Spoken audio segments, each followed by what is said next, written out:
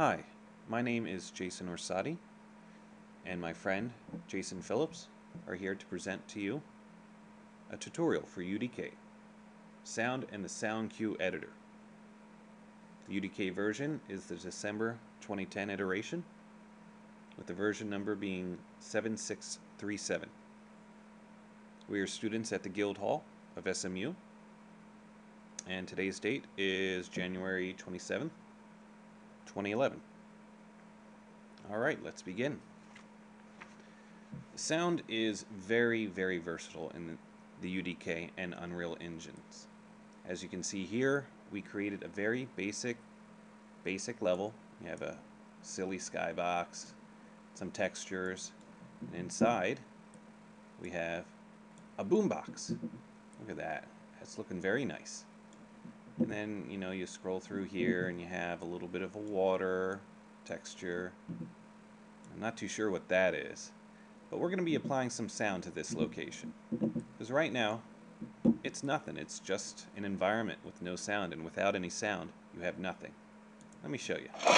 Of course, you got your basic character sounds, but you hear nothing. There's no ambience. So let's create some ambience. In order to do that, the UDK editor uses .wav files. So to acquire a .wav file, you're going to have to convert, or already have one ready for you. So let's go convert an MP3 to .wav.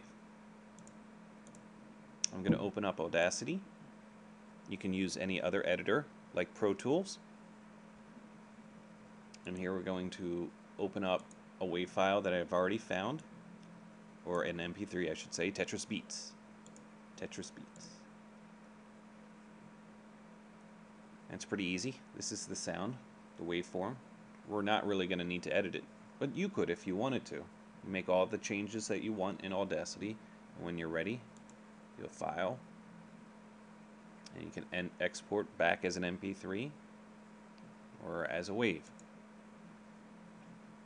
And it keeps the name, just changes the file extension. Alright, and that's all you need to deal with Audacity. Let's close that. Don't need to save. Oh, nice trees. Alright, let's open back up Unreal and import the file we just made. Here's our generic browser, or the content browser as the new UDK is called. And in the generic browser, or content browser, you can have all sorts of files.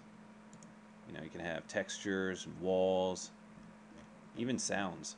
So let's look at the sounds. If you scroll down here under object types and you want to have all types selected,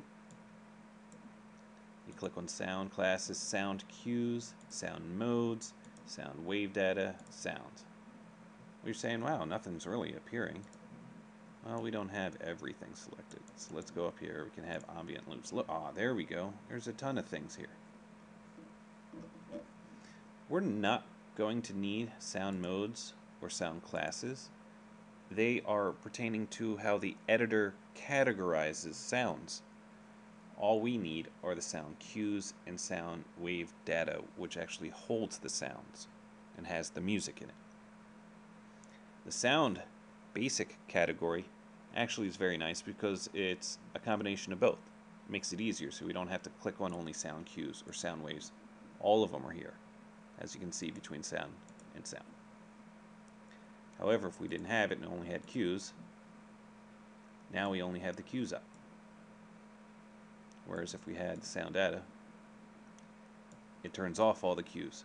Now we have only the sound wave. So let's go back and import what we need. Now you want to import the sound that you made into the level you're working in. So let's find the level name that we are working in.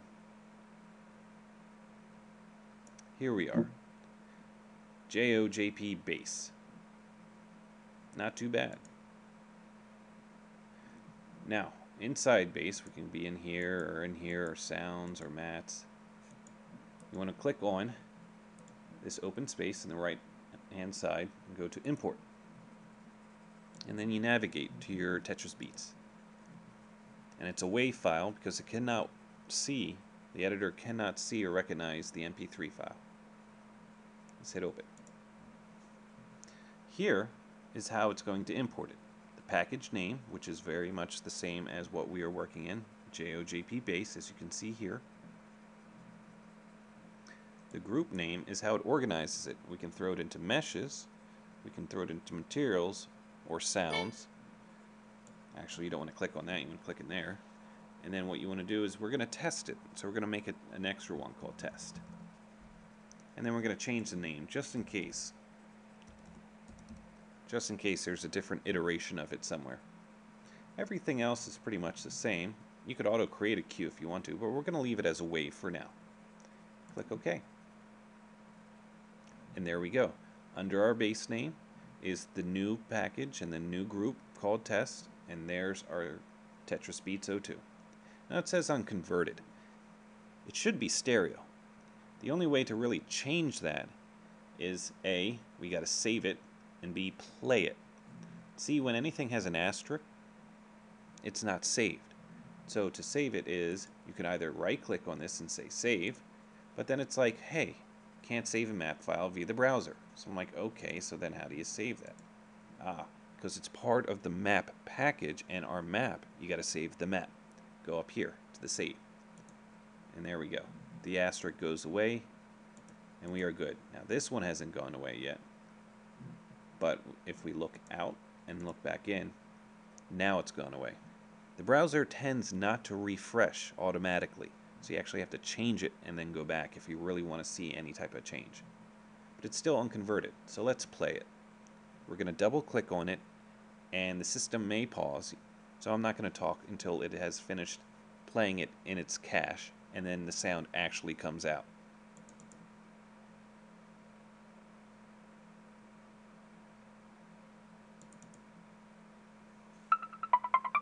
And there we go, now it's playing.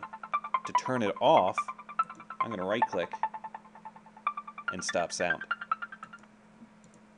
But it still says unconverted. That's because it hasn't refreshed what we've seen, so we go back, and there we go, stereo. Let's add it into the world.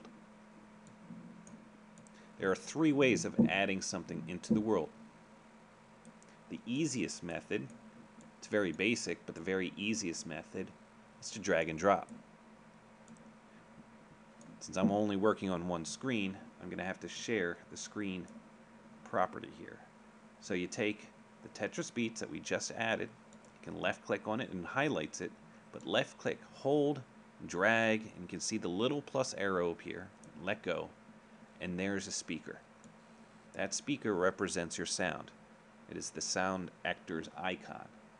Now we don't really need that, because here we can see the speaker, and if you double click on it or hit F4, you bring up the properties for that sound actor, and it's a ambient sound simple, and it has all these abilities.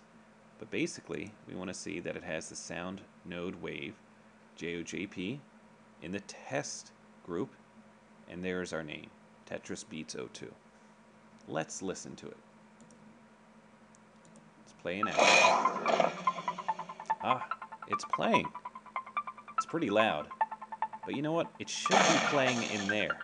It should be playing inside. We shouldn't be hearing it outside, right? So let's change some attenuation on it.